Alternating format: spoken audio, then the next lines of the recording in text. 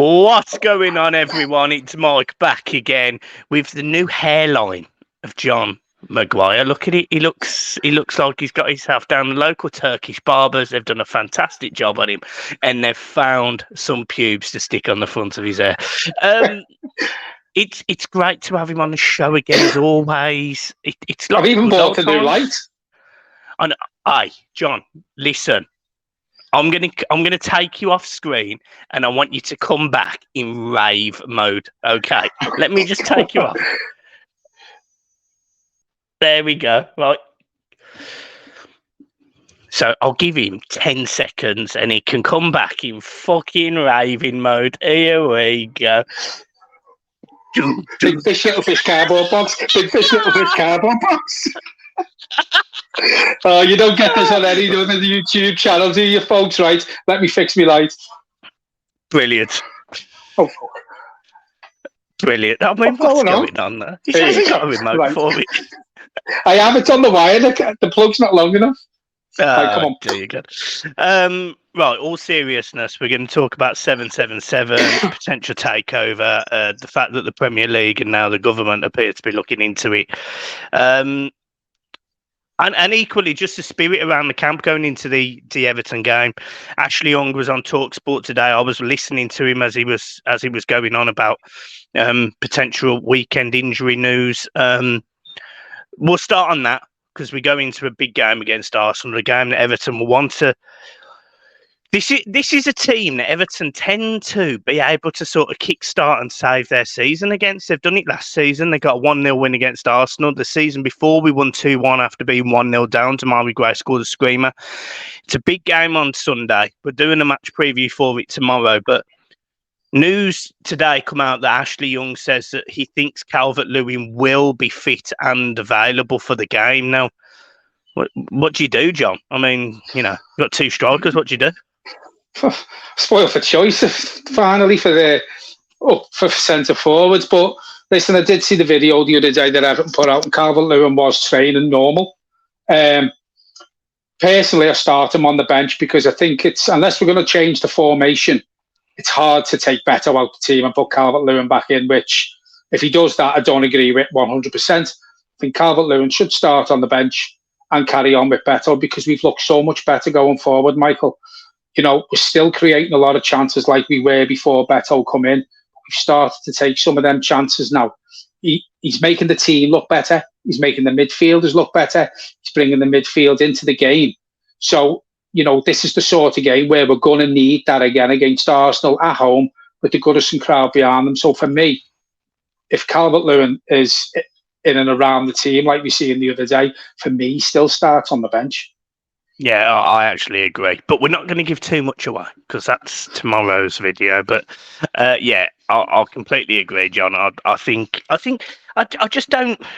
Beto's impressed me, and it's not just his actual, his willingness to get into the box and try and score. But what he has done is he brings people into the game better than Calvert-Lewin, and he actually dribbles past people better than Calvert-Lewin, and he's.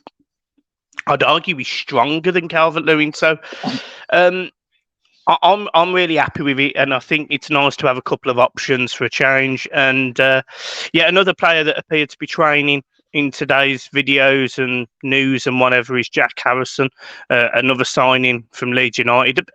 Some Leeds fans find this shocking, really, that these players have been allowed to just leave on loans, whatever, but he's a good player. We spoke to Connor about him. He's got a fantastic first touch. It's almost elastic. It just sticks to his foot. But, he has his moments where he probably does too much or he does too little as well sometimes. So, but that'll be a good addition as well. Yeah, he'll create chances again. And it doesn't matter who you're playing up front, Michael, whether it's Beto or whether it's Calvert-Lewin. They'll probably thrive on the balls that he's going to whip into the box. But again, I don't think he starts on Saturday. No, he's only just got back on the grass this week, the last couple of days.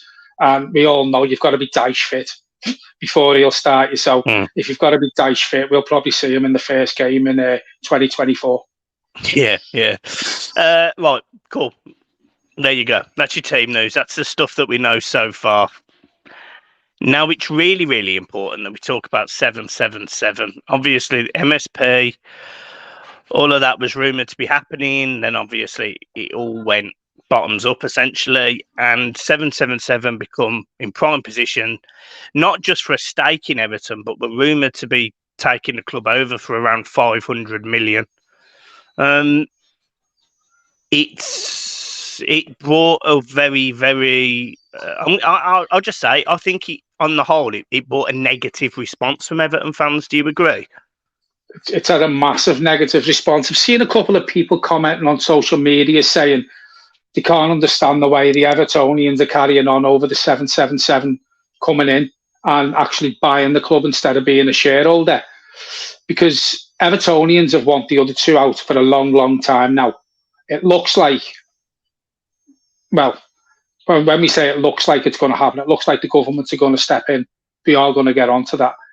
But for me, from what we've read about 777 and what the owner done years ago with, the money laundering and the trafficking and what have you, it just doesn't sit well, Michael. So we're going from one owner or one board to another board who we can't really trust.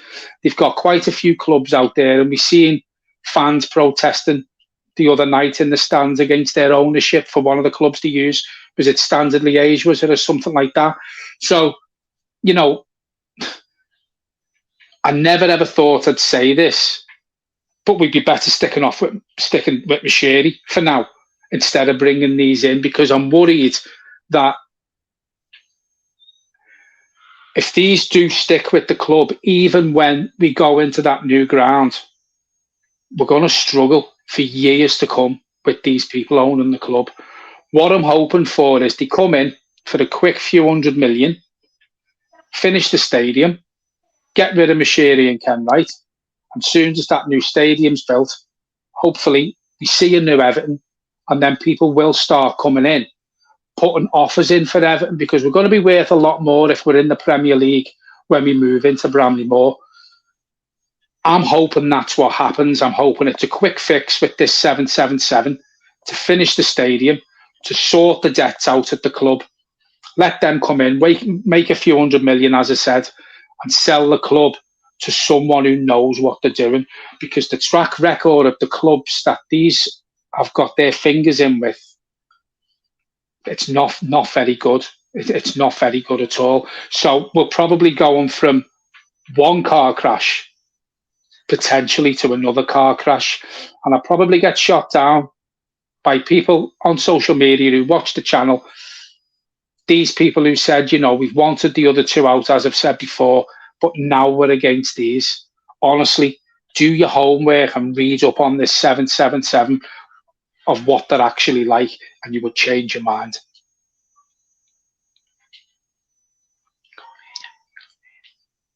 Let's talk about that. Let's unmute myself and talk about that properly. Properly or properly? Properly. Right, so this is a Miami-based business. They have a portfolio of businesses. It's actually not just sports. Up until recently, you could go on their website and see their portfolio. It was 777part.com, I think it is. Their website's been down for the last 24 hours. So that raises concerns that the website is being either updated or something is changing. But on that website on Tuesday had a list of its football things that it was involved in. They own or invested in insurance companies. They are invested in financial services. Pretty much anything these guys can invest in, they are invested in some capacity. In terms of stakes in clubs, they own 15% of Sevilla. They own 99.99% of Genoa. They own 70% of Vasco da Gama. They own 100% of Standard Liège. They're the ones that you need to look at in this video. They own 100% of Red Star Belgrade. They own a minority shareholding in Melbourne Victory. They own 100% of London Lions, which is a basketball team, and they own a 45% stake in the British Basketball League. On Wednesday night, they failed to make a £900,000 payment towards the British Basketball League payments, whatever they have to do, raising concerns that, one, they're either putting money in different places to fund something else, or two, they are in financial difficulty themselves, which wouldn't make sense how they're managing to somehow buy Everton. So that doesn't make sense. For me, these are a massive no-no. These are a massive no-no for several reasons. But as I mentioned, I wanted to go back to Red Star Belgrade and Standard Liège. Both clubs have protested. Both clubs don't feel they've had the investment they deserve. Both clubs have mentioned the fact that if they are buying Everton, they're essentially destroying their clubs to fund Everton. We will be seen as the absolute pinnacle of their portfolio in every capacity. So, they probably won't want to get Everton wrong if they come in. So that's probably a plus. But the fact of the matter is these guys have a proven track record of failure everywhere they've been. We have already got a failed leadership at Everton. We already know that. We've had 8 years of absolute dross. We've had 35 years of complete shambolic management from board level, really, while Ken Wright's been involved. So these guys coming into Everton Football Club, in my opinion, is not good. What I also will say is that Moshiri is apparently asking for 500 million, which means he's prepared to take a loss of around 260 million pound that he would have invested and essentially lose. Now, does that mean he's trying to retain some form of stake in the stadium? I don't know. But my whole concern around this is that other clubs clearly don't rate these guys as owners. This isn't like the Man City owners, for example, that went and bought New York, and they bought a team in Holland, and they bought other teams. They bought a team in Australia. This isn't like the Red Bull model where they buy, Salzburg, and they bought another team, and they bought Leipzig, and all of these. It's not like that. This is very much. These guys are the people that you don't want to get money from. These are the guys that if you've got a bad credit rating, you get a loan, but your APR is massive. That's what these guys are. This is not good, in my opinion. I'm really worried.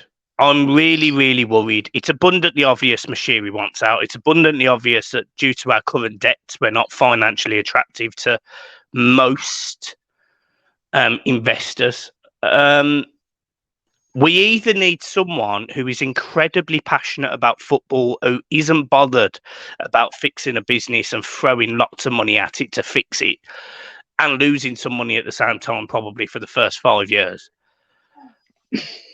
Or, you need a better. We're in such a mess. There isn't many options, and that's the problem, John.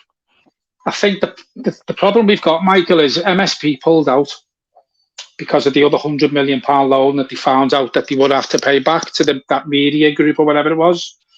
So, really speaking, there's only one more offer on the table. And as you say, Moshiri just wants out. So he's basically selling to the most group who are interested. That doesn't help Everton, but he's not bothered because he hasn't been bothered in Everton for a long time. He just wants out, as you quite rightly say. Going back to what you said before about they failed to make a payment the other night. Did they fail to make that payment because they're using that money to buy into Everton? Because if that's the case, what happens when they get their feet under the table at Everton and then another opportunity comes along for them to invest in something, and then they take the money from Everton to invest it in that, and then, they don't fund whatever needs funding at Everton. So to me, it's just like borrowing off Peter to give Paul. It's one of them scenarios with this group. We can't afford to be in that situation. If that's going to happen, Moshiri should just sit tight, do whatever he can, and, run us a bit more like a business, because these aren't going to run us like a business, Michael, because the track record they've got, they actually don't know, in my opinion, how to run a football club. They don't know how to manage the finances. So, as I said before, it's like jumping out the frying pan into the fire with this 777. So I think you should just sit tight, get some investment from somebody else who will be interested, like MSP were, finish the stadium and then sell it instead of doing a full sale to a group of people like this who will probably put us in a worse position, not now, but in a couple of years to come down the line. If they start running us like they've run these other clubs, we're back to square one where we are now. We can't afford to be in that position anymore. Yeah, and the issue you have is, so this look, 777 in terms of a balance sheet, they're worth around £4.8 billion. So these guys on paper are not poor, but that takes into account 100% stake in Red Star Belgrade and Standard Liège, who are, probably worth, I don't know what their values are. They've got a 15% stake in Sevilla. They've got these stakes all over the place. As I said, once their website's back up and running, you'll be able to see the what they've got. I mean, the portfolio is there to be seen. They're very open about it, but there's a lot of concerns around this, and also, John, I have a moral risk with this. A lot of people when Newcastle were bought by Saudi Arabian ownership in PIF, a lot of people had concerns about the history of the laws in Saudi Arabia and rights against LGBT community, etc. And the community, although it's not as hot now. But the community at first, I'm not going to say it was mixed from Newcastle fans. I think some fans were disappointed. But look, the community as a whole were a little bit reluctant to do business because, they haven't got a great track record from a moral standpoint. And what I'm saying is these guys also don't have a good standing from a moral standpoint. You've got owners who have been involved in drugs. They've been involved in, appear to be trafficking, fraud. And look, no billionaire and no billionaire business, in my opinion, albeit I'm probably wrong because I am not a billionaire, is going to be completely squeaky clean in any capacity. But there's a lot of really bad things that I don't agree with, drugs and potential trafficking and all sorts of stuff. I mean, that is just things that you just don't want to be involved with. And I just don't think with what I would like to believe, has always been a strong moral standing football club in Everton, would sell out to this, and it won't be the fans, it won't be us, it'll be that board, it'll be the board, and they'll sell out to anyone at this point. But the damage it could do, I just have real concerns about it. And I'm almost rambling at this point. I'm almost sitting there going, please don't buy Everton 777. Mashiri, please don't sell to them, please sell to somebody else. But the problem is, I want Mashiri and Kenwright out the club. I want new owners. I want somebody who's going to come in January and kind of fix our problems. I want financial fair play to not be a thing anymore in terms of on top of our head. I want this October hearing to be finished, but none of those things are going away. None of these things are going away. None of these things are being addressed. And we've recently had this loan from essentially MSP, haven't we? We've had £100 million from a Liverpool and Everton fan.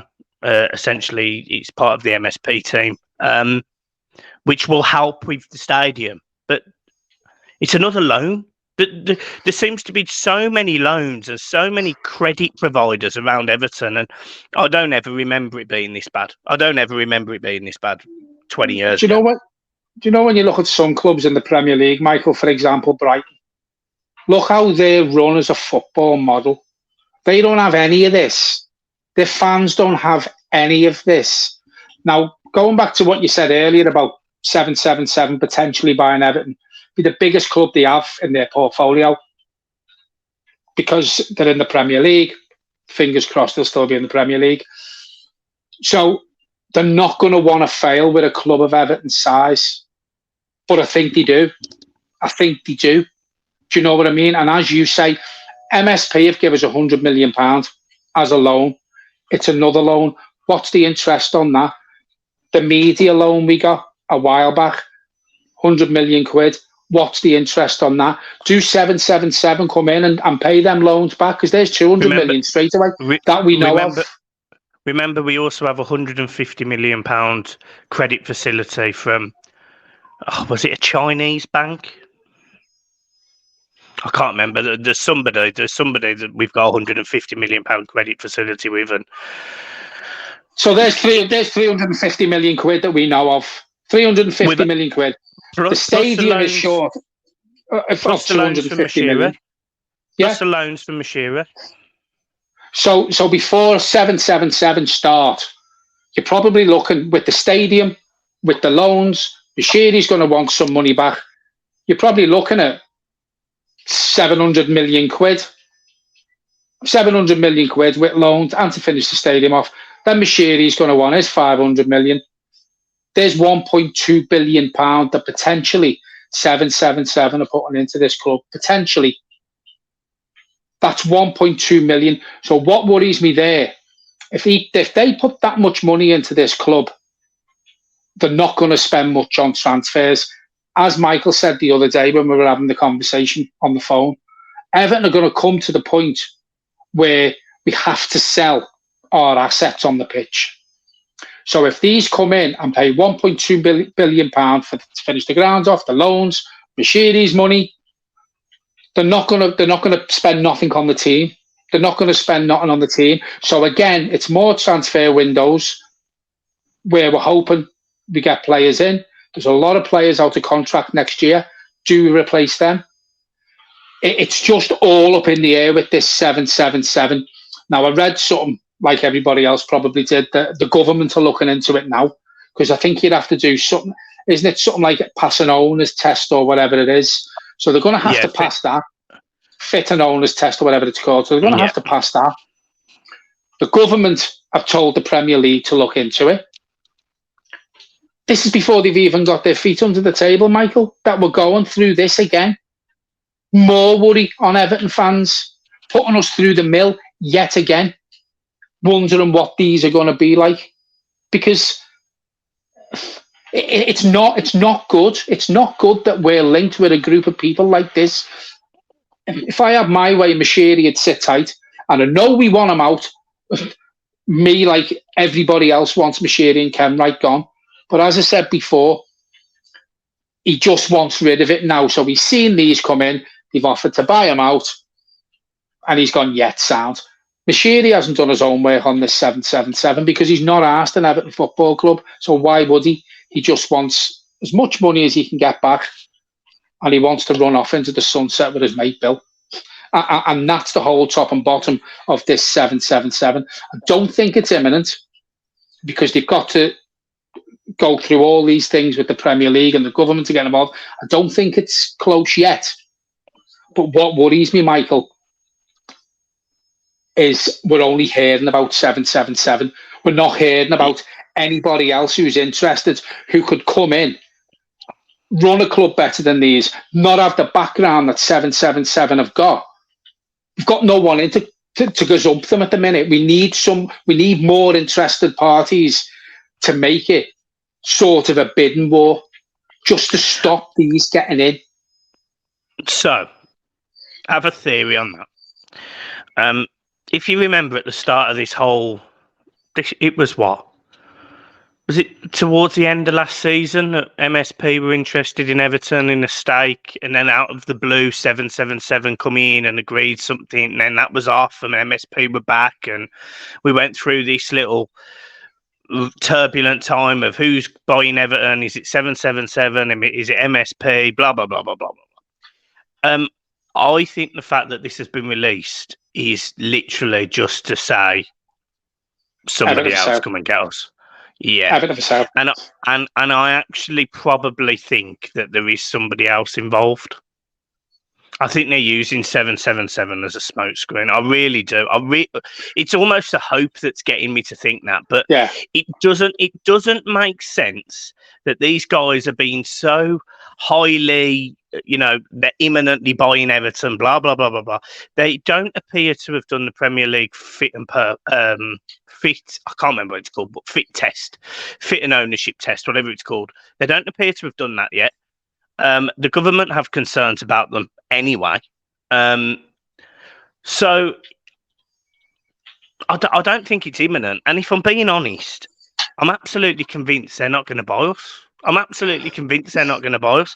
But I do think that we do need money. Like I'm convinced that we are in a very difficult financial position. I think you said on the last video, Michael, or was it me on the phone, that you'll give us till Christmas before we start really panicking, as in administration. No, you know what I mean? I don't necessarily think that. I think that was the S. That was the S who said that. Yeah, what I did say was,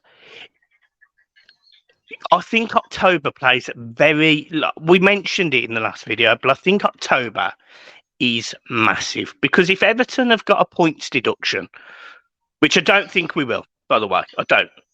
But if Everton get a points deduction, we're relegated.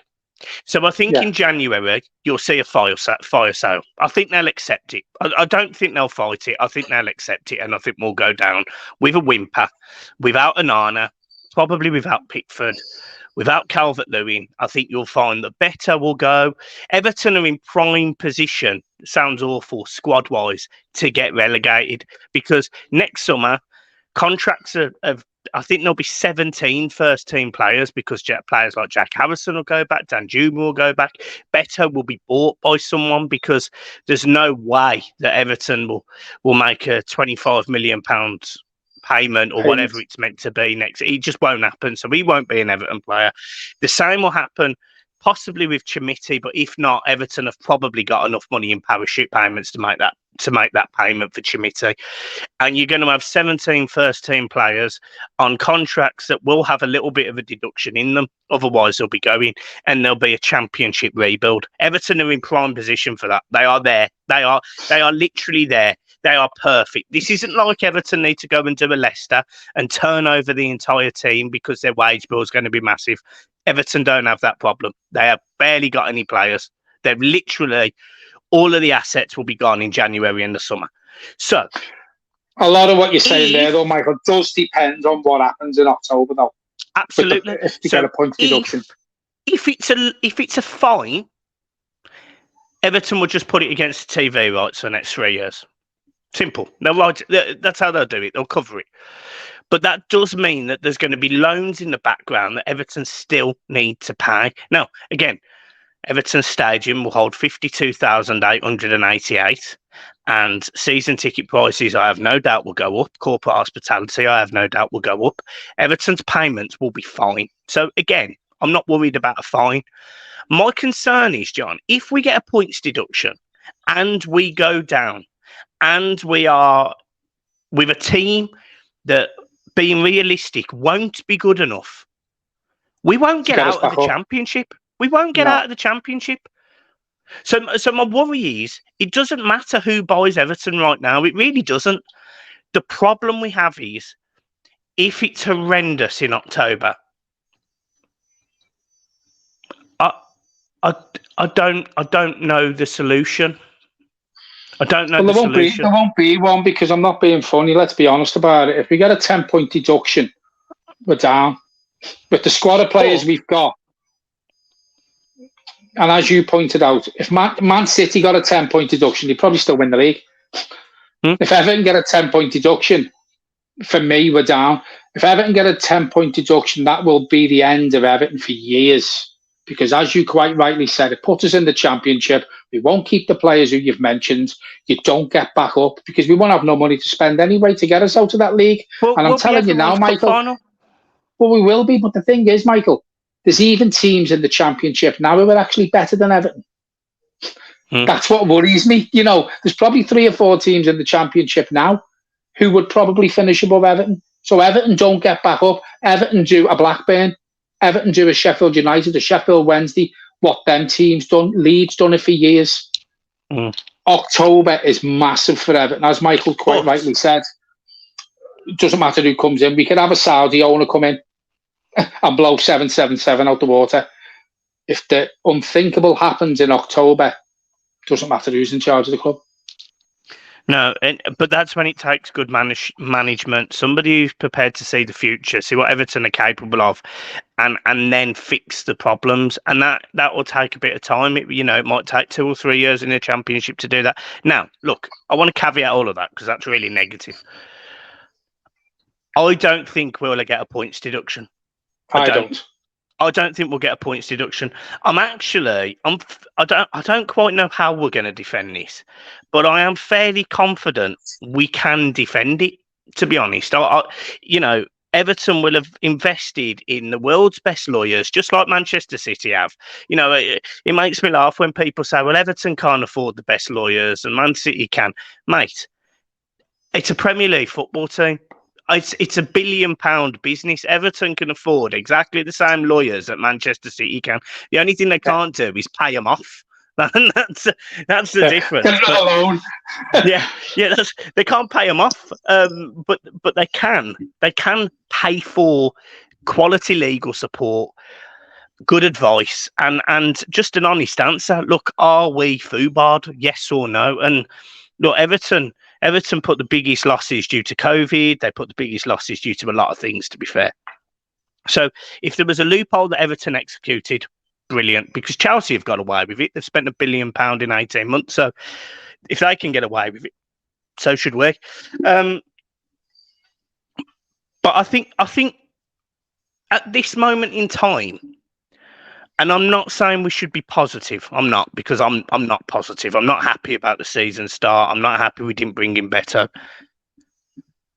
But the only negative around Everton at this moment in time, we brought in Beto.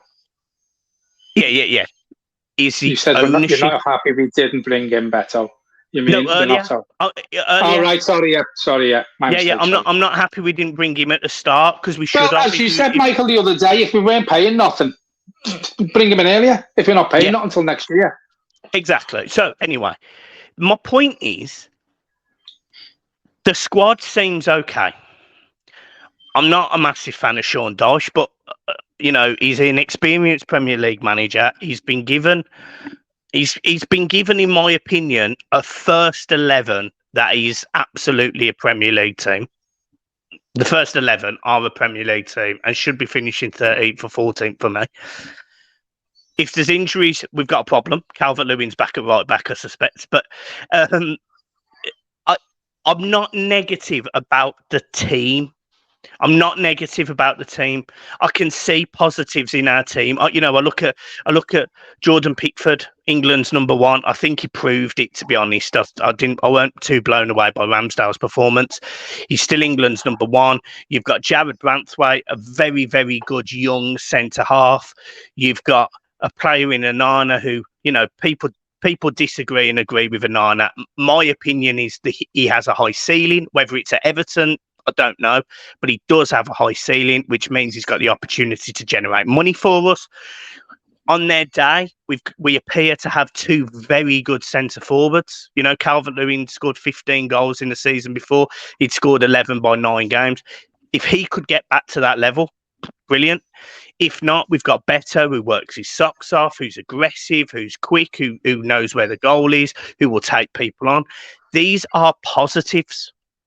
And us as Everton fans, me included, we sit there all the time and we're negative about our football team. Rightly so, by the way, because we are 19th or 18th in the league with 1 point.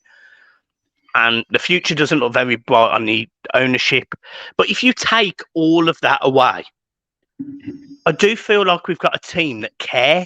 And we haven't had that in a long time. But I do believe that this team cares. I just don't think they could put the ball in the net. I do think they care. I want to allude to one last thing that speaks to me. If this Everton team go down and the turnover of players is massive, It's the opportunity to reset. I don't agree with it. I don't think it's a good thing, but it is an opportunity to reset. And if this team stay up, then next season we're going into a fantastic new stadium with 52,888 Evertonians chanting, screaming, being aggressive. The only problem is the rich people. Everyone else, we can have the time of our lives, and I think we have to remember that there is far more important things to worry about than Everton Football Club. We can go the game on Sunday. We can watch us beat Arsenal 1-0 because we always do. And we can kickstart our season. And let's be positive about it. You know what? Everything's going on in the background. It's all shit. It's all shit. It's all very rich people that think they know what they're doing and they clearly don't. They're playing, we are unfortunately their little toys, their little pawns on the chessboard. But we know, we know what it is to support Everton Football Club, and we can be proud of that. And I, irrespective of who is the custodian of our football club, I'm still incredibly proud to be a Blue. And I'm telling you right now, you could cut me wide open and the blood would run blue. I'm telling you. So I'll get behind the boys on Sunday. We'll win 1-0, and I'm going to still be positive because up the fucking Toffees. You're a lot more positive than me. The positivity that I have is being drained out of me, Michael, because... So, to caveat what you've just said, you're a lot more positive than me. But... it is, we don't support the board. We don't support the people in the background. We support the 11 that are on the pitch and any substitutes that come on.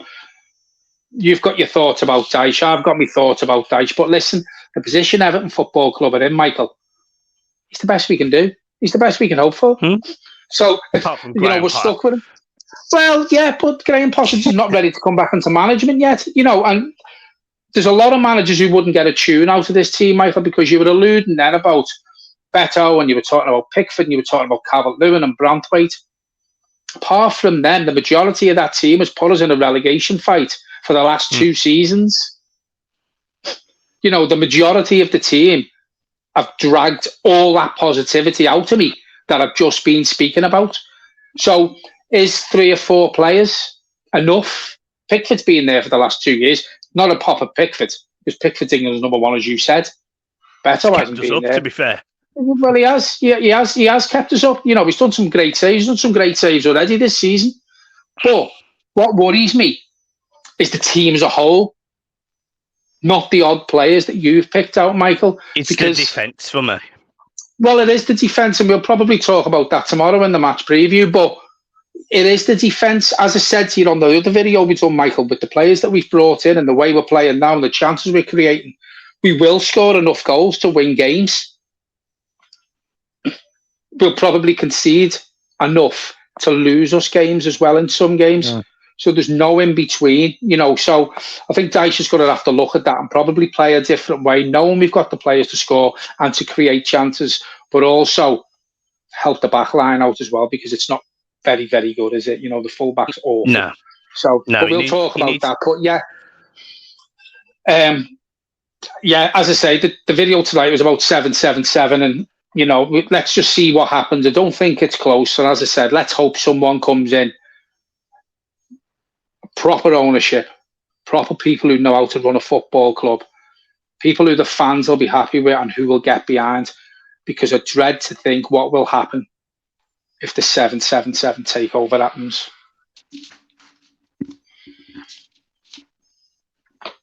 And that's it. Agree more. There you go. Yeah. Right, folks. Thanks very much for tuning in. Just like that.